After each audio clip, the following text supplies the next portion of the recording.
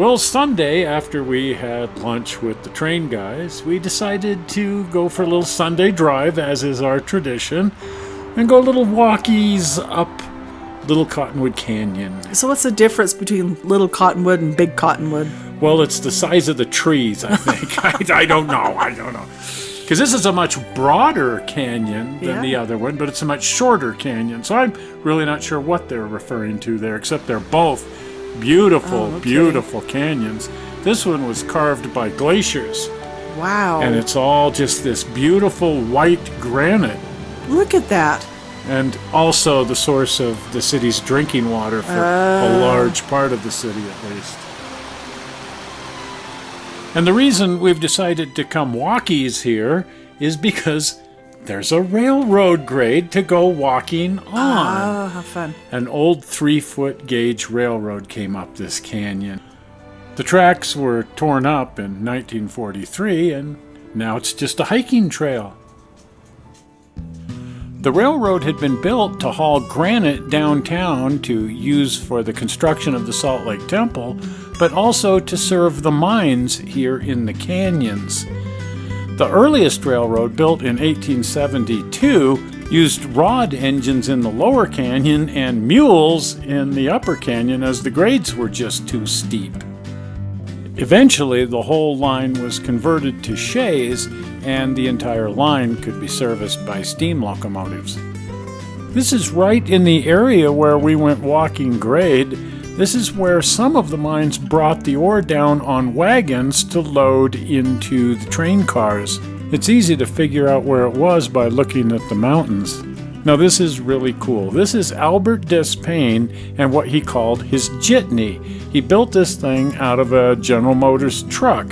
He had the contract to haul the mail up to Alta, and in the winter he used a horse-drawn sleigh, but in the summer he attempted to use a wagon, and the road was so treacherous that he decided to get permission to use the tracks, and he built this contraption. He also sold tickets to sightseers who wanted to come up and see the beautiful canyon. Here's a picture Albert took of one of the Sheas hauling empties back up the hill over the hood of his truck. The jitney and the Sheas were the only thing operating on the railroad at the very end. The railroad had 4 of these Sheas, and about, 20 years ago I went on a mission to try to find one because there was a rumor that there was one in Nevada at a casino just outside of Las Vegas. And there it is. Now, I'm not 100% sure it's the exact same kind of Shea. Yes. And it certainly looks like the same Shea, and rumor had it that it was one of those 4 Sheas. And it was being used to advertise the Gold Strike Casino. Oh, my. Somewhere up by Boulder Dam. But just off the highway there. And they'd put this thing up on the side of the mountain with some boxcars. And oh, no. They had advertising painted on the boxcars for the casino. Oh, there you go. That's Nevada. That attracted me. I didn't do any gambling, but I sure as heck did show up to check out look at the Shea. The old Shea. But wouldn't that be neat if this was, in fact, one of the 4 Sheas that used to operate in Little Cottonwood Canyon?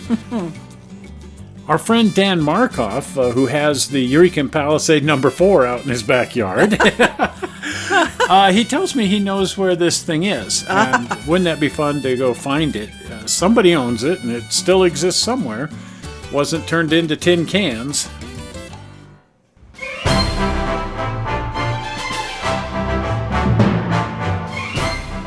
Well, back to our hike in Little Cottonwood Canyon. This is the Albion Basin, and it's the very, very top of the canyon. It really broadens out. The Albion Basin is really famous for its wildflowers. Unfortunately, the end of August is not the best time. They're looking a little They're wild. looking a little wild, a little peaked around the edges. But the canyon is so it's beautiful. And walking the grade here is just a great experience. It's a neat old railroad, but what scenery to go walking grade on. So what first attracted people to this canyon were these granite cliffs. Oh my. They wanted to quarry this stone to use for the Salt Lake Temple. Well, it's sure beautiful. And then the miners followed shortly thereafter and discovered gold up here. Oh dear. And that's why a railroad was built, just to get the quarried stone out and to get the minerals out. But that means that if you look around, you will find some artifacts of its industrial past. Yes, you will. This is a 19th century power plant. It's so amazing. This is the old dam. Look what they're using for rebar. Yeah, it's rail off the railroad. And the dam is long gone. I mean, pieces of it are still here. The spillway is here. Oh, that's neat. The main part of the dam is gone. But it's interesting to see the head gate here. There's some mechanism and all kinds of weird things here that used to control the water over this dam, even though the dam itself is gone. And check this out. The power plant is still here. Oh my. A 19th century power Wow. plant. And the generators are still in here. Oh my. Just really kind of scary Yeah, and a little weird. spooky. This almost feels like something out of an Indiana Jones movie. I don't know. It's Look just at that. actually quite creepy. Yeah, a little bit. And there's plenty of evidence here of the old granite quarries, although quarry's kind of a misnomer. They just chopped up these big boulders that are all over the place and turned those into blocks to use on the Salt Lake Temple and the state capitol building and the federal courthouse. But this is how they chopped up these boulders. They drill holes in here with a hand drill, fill them with water, drive a plug in there, and wait for winter to come and freeze that and break the boulder right in half. It's hard to believe that they could cut up construction blocks that way. But look here. Here are blocks that are going to the temple.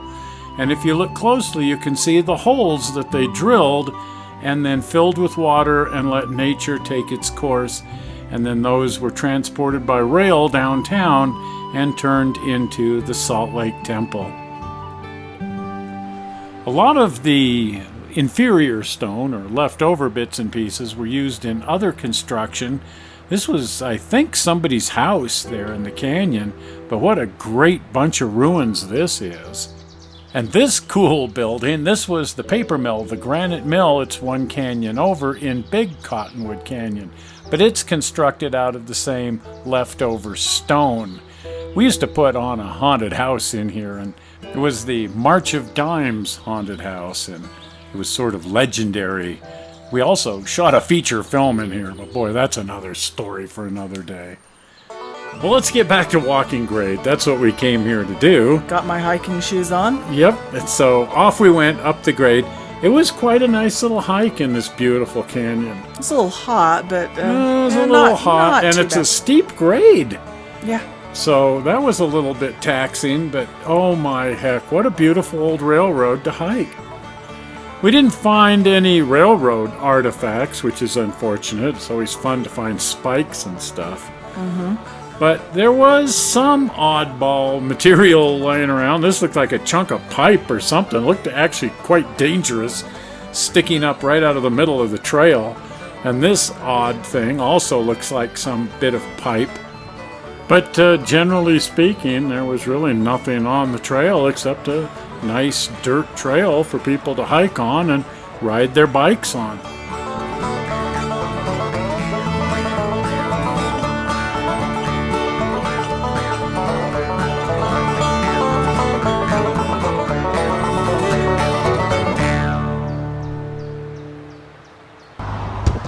Now up in the top of the canyon, the highway is the old railroad grade, and this gave us a chance to actually drive on grade, I guess you could say. It's sort of hard to imagine Albert Despain coming down here in his General Motors jitney, but maybe that explains why he lost control of the whole thing and put it into the river. I think we have better brakes in BDX 9 than he had.